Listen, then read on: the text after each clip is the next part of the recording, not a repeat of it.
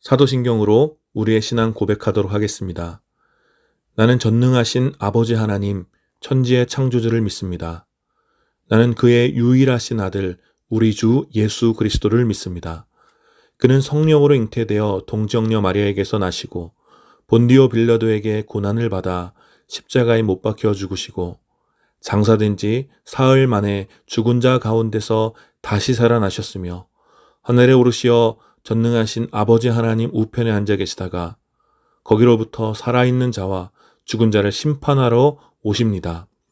나는 성령을 믿으며 거룩한 공교회와 성도의 교제와 죄를 용서받는 것과 몸의 부활과 영생을 믿습니다. 아멘.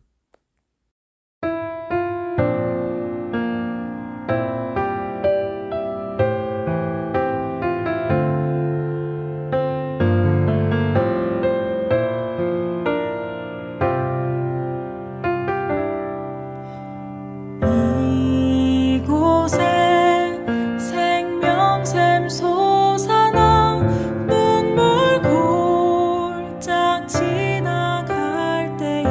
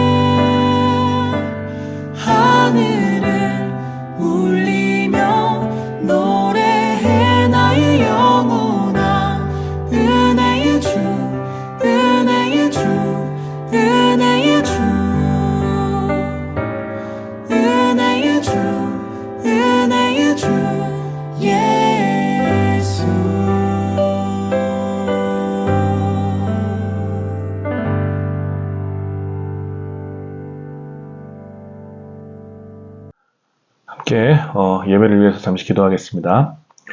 거룩하신 하나님 은혜를 감사합니다.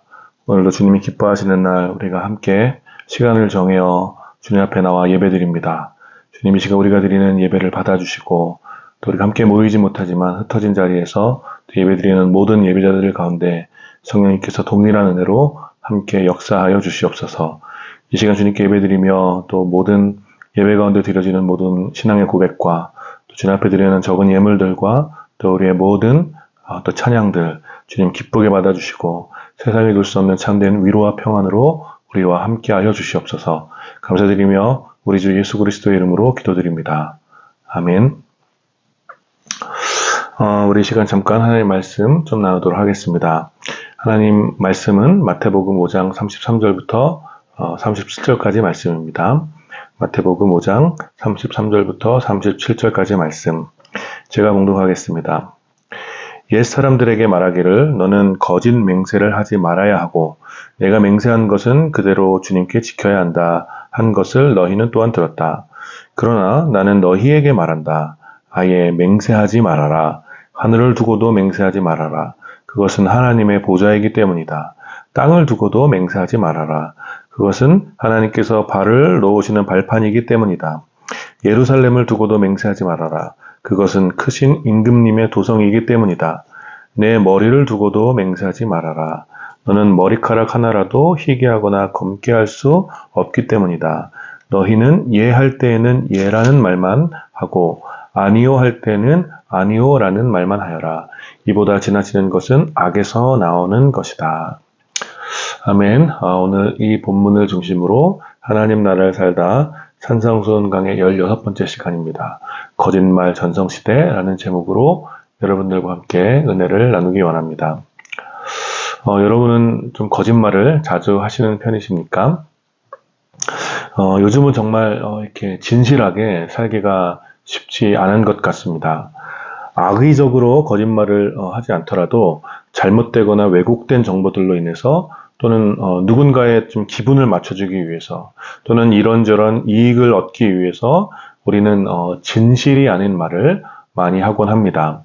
책임질 수 없는 이야기, 또 확실하지 않은 이야기, 누군가로부터 들은 듣기 좋은 이야기들을 마치 사실인 것처럼 말하는 사람들이 많이 있습니다.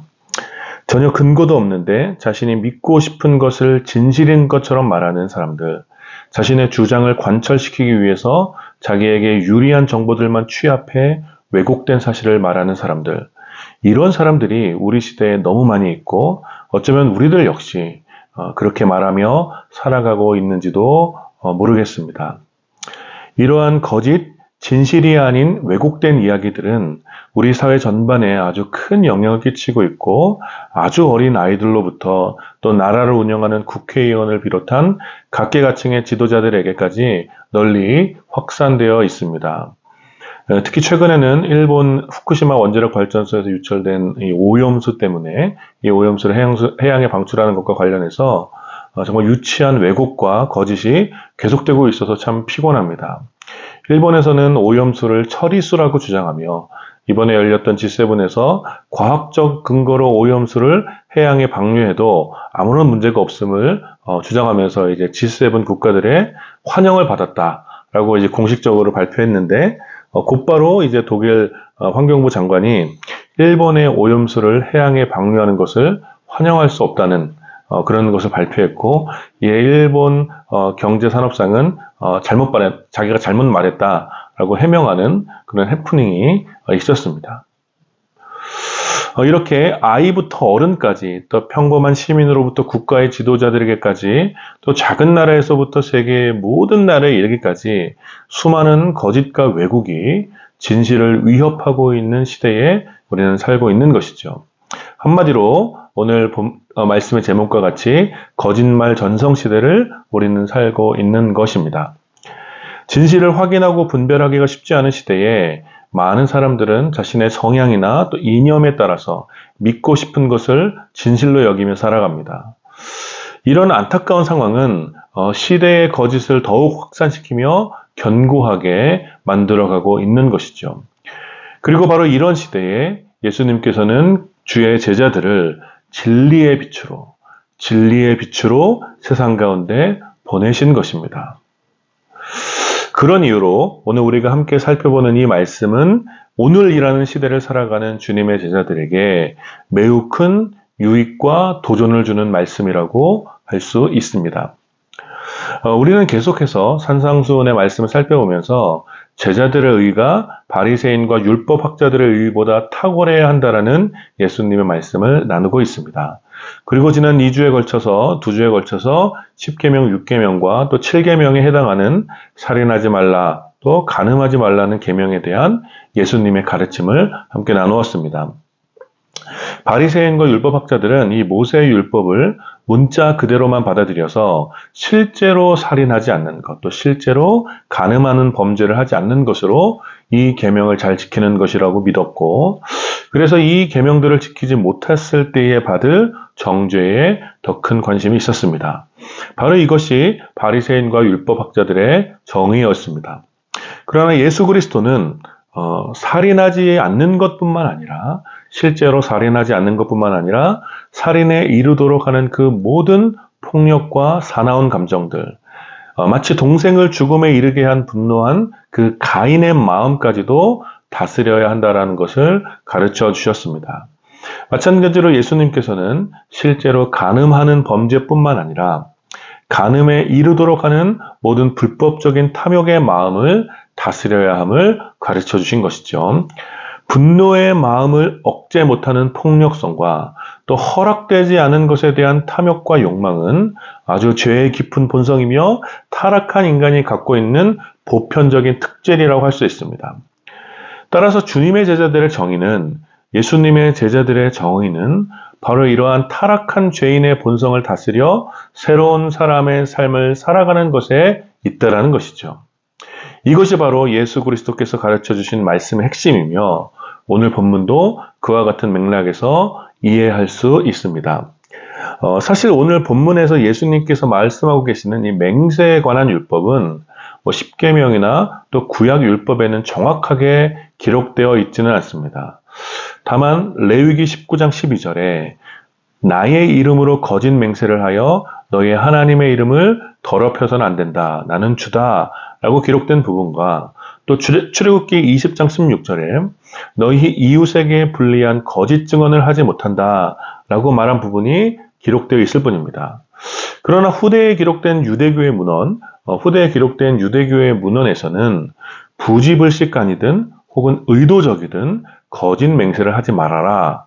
영원하신 하나님은 맹세한 자가 누구이든 거짓 맹세한 사람을 미워하신다라는 내용이 후대 유대교의 문헌에서 발견되고 있는데, 이를 통해 미로를 보면 지금 오늘 예수님께서 말씀하신 이 율법, 맹세와 관련된 율법은 아마도 맹세와 관련된 구약의 교훈을 요약하여서 기록된 유대교 전통의 아마 어록이었을 것이라고 생각되어집니다.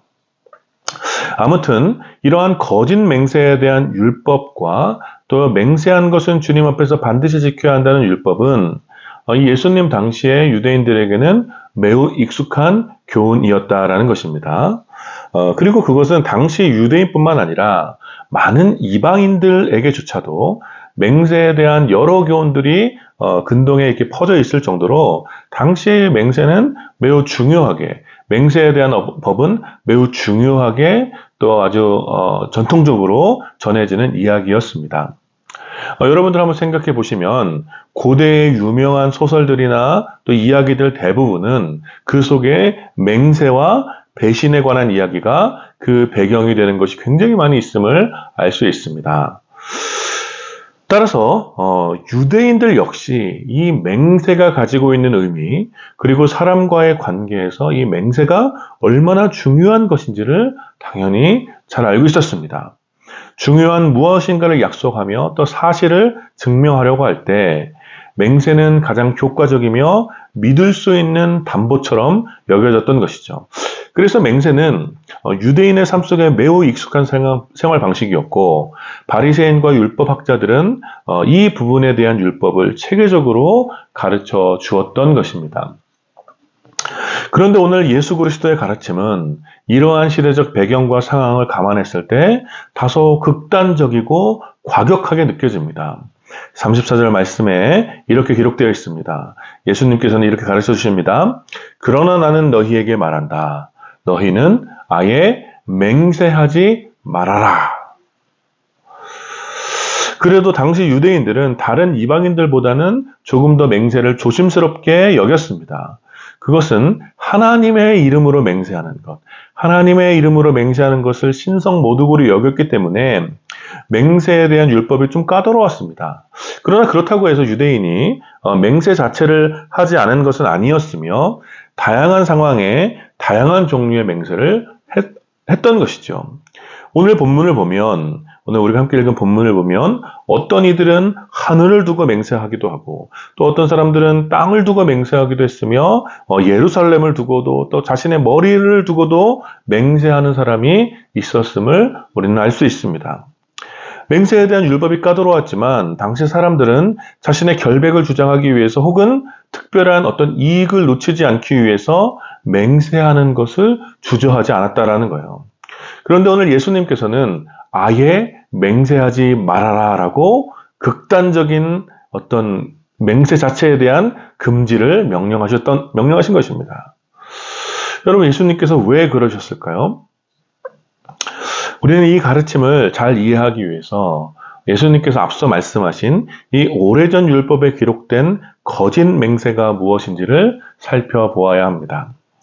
율법학자들이 금지했던 거짓 맹세는 거짓 맹세라는 말은 뭐뭐 위에 뭐뭐를 더하여라는 전치사, 뭐뭐 위에 뭐뭐를 더하여라는 전치사와 맹세라는 뜻의 단어가 합쳐진 에피오르케어라는 말을 사용했습니다.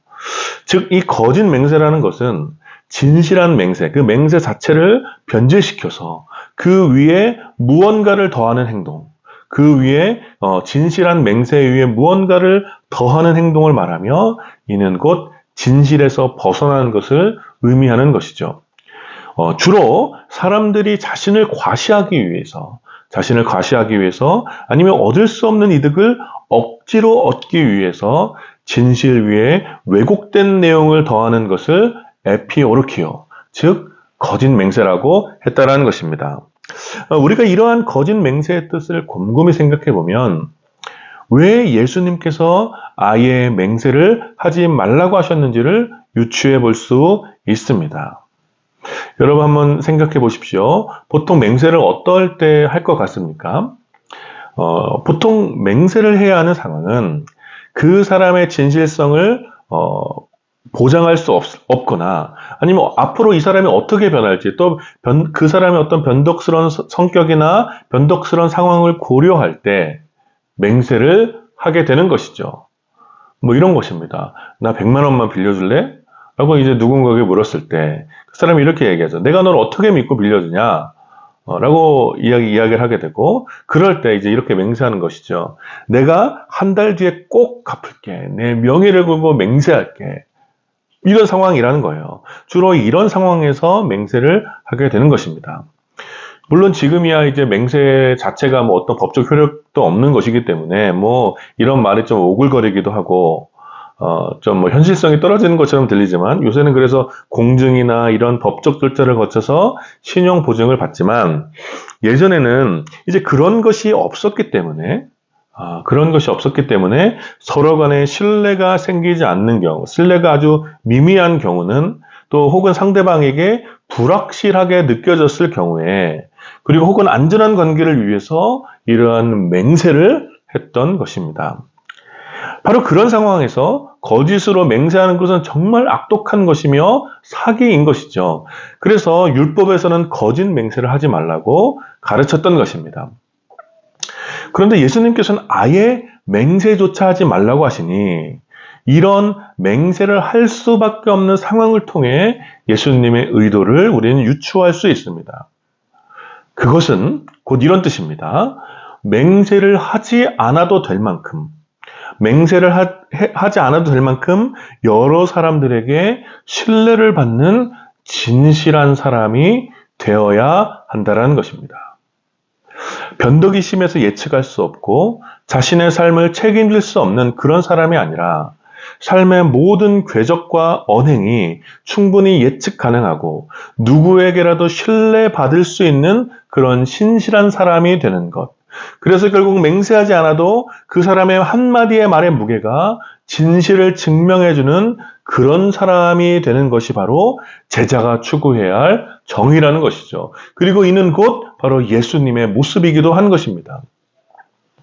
그러기 위해서는, 이러한 모습이 되기 위해서는 삶의 모든 순간 사실에 대한 담백한 증언과 확실히 모르는 것에 대한 정직한 고백이 습관처럼 배어 있어야 하며, 자신의 이익이나 출세를 위해 사실을 과장하거나 왜곡하거나 침묵해서는 안 되는 것이죠. 그래서 오늘 본문의 37절의 말씀을 이렇게 기록하고 있습니다. 너희는 예 할 때에는 예라고 말만 하고 아니요 할 때에는 아니요라는 말만 하여라. 이보다 지나치는 것은 악에서 나오는 것이다 라고 예수님께서 말씀하고 있는 것입니다. 늘 옳은 것에 대하여 옳다고 말할 수 있어야 하며 아닌 것에 대하여는 아니요라고 말할 수 있어야 한다는 것이죠. 그리고 진실한 대한 대답 이외에, 이러한 사실에 대한 대답 이외에 자신이 당할 피해가 두려워 다른 변명이나 피해갈 구멍을 만들거나 혹은 더 많은 칭찬을 얻기 위하여 자신을 과시하는 말들을 덧붙이지 말라고 예수님께서는 아주 구체적으로 오늘 제자들에게 가르쳐 주신 것입니다. 그러나 여러분, 이 말씀을 삶의 단편적인 이야기로 오해하거나 축소해서는 안 됩니다.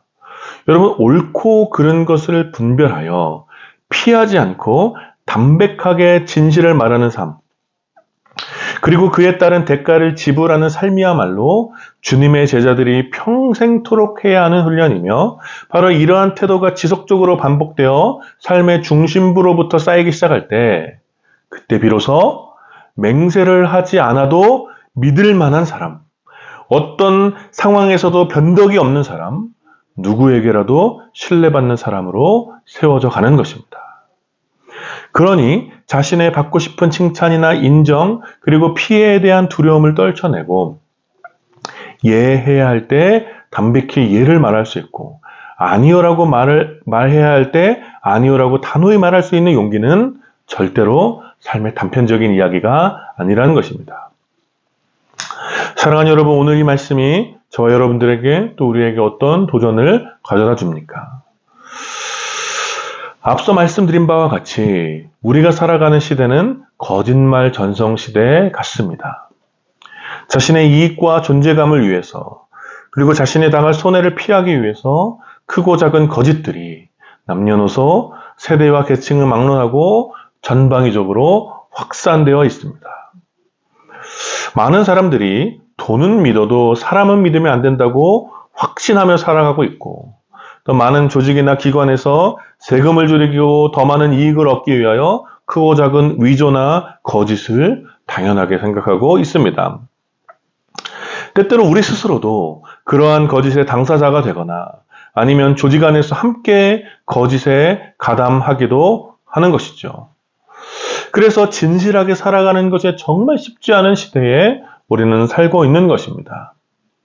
아무리 친한 사이라도 보증을 한번 서달라고 말하는 것이 굉장히 어려운 시대가 되었고, 협력하는 파트너의 이야기도 100% 믿으면 안 되는 것이 불문일처럼 여겨지는 시대에 정말 진실하게 살아가는 것이 정말 바보인 것처럼 느껴지는 시대를 우리는 살고 있다는 것이죠. 여러분, 한번 여러분 삶의 반경을 생각해 보십시오. 그 가운데 여러분이 가장 신뢰하고 절대적으로 믿을 수 있는 사람이 몇 명이나 있습니까? 아마 가족을 제외하면, 심지어 어떤 경우는 이제 가족까지도 믿을 수 없는 경우가 많이 있지만, 그래도 가족을 제외하면 아마 정말로 신뢰할 만한 사람이 5명 넘기기도 쉽지 않을 것 같습니다. 그런데 여러분, 그에 반해 우리 주변에 교회 다니는 사람들 얼마나 많습니까?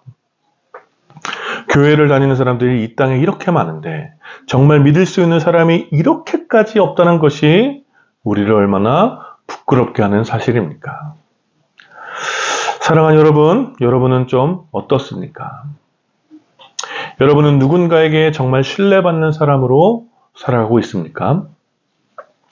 저 역시 이 질문에 떳떳하지 못해서 참 죄송한 마음입니다. 누군가 여러분에게 여러분의 삶에 대한 확신을 요구하고 여러분의 말과 행동에 대하여 불신하며 여러분들의 삶의 변덕스러움을 지적한다면 우리는 오늘 이 말씀 앞에서 철저히 우리 자신의 모습을 돌아보아야 할 것입니다. 이 시대에 많은 사람들은 이익을 얻고 또 손해를 줄이기 위해서 신의를 저버리고 거짓을 말하며 진실과 사실을 왜곡합니다. 어떤 자리에서 어떤 삶을 살아가든지 사실 더 많은 권한이 주어지면 주어질수록 이러한 거짓과 왜곡은 자신을 비롯해서 주변 사람들을 고통스럽게 하고 진리에서 자꾸만 멀어지게 만드는 것이죠. 그래서 사람들은 자꾸 맹세와 같은 방식으로 이 시대의 맹세와 같은 어떤 보증이나 증명서나 공인된 문서나 이런 것으로 자신의 결백을 주장하려고 하고 자신의 결백을 주장하려고 하고 이제 사람들은 그러한 것들이 없으면 다른 사람을 믿는 것을 어리석은 짓이라고 단호하게 말하는 지경에 이르게 되는 것입니다. 그리고 이러한 시대의 거대한 거짓의 바다에 어쩌면 우리 역시 자유롭지 못하고 우리 역시 신뢰를 주지 못하는 맹세가 없으면 우리를 증명하거나 보증할 수 없는 그런 삶을 살아가고 있는지도 모르겠습니다. 사랑하는 여러분, 그러나 우리 오늘 이 말씀에 다시 한번 우리 삶을 드리게 되기를 축복합니다. 우리는 맹세가 없어도 신뢰를 줄 수 있는 진실한 사람이 되어야 합니다.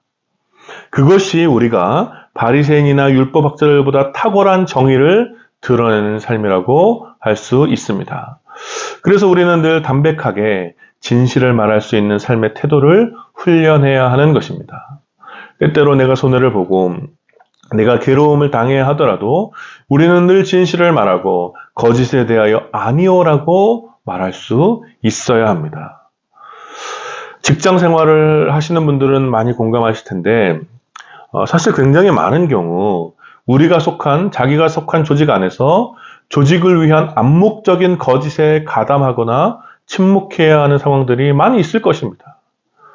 그리고 대부분 그런 상황들은 진실을 말하거나 외칠 때 진실을 말한 사람 그 한 사람이 감당할 수 없는 거대한 책임이 뒤따르는 경우들이 많이 있고 혹은 조직에서 그렇게 진실을 말하게 될 경우 아예 쫓겨나게 되는 그런 극단적인 상황에 이르는 경우들이 허다합니다.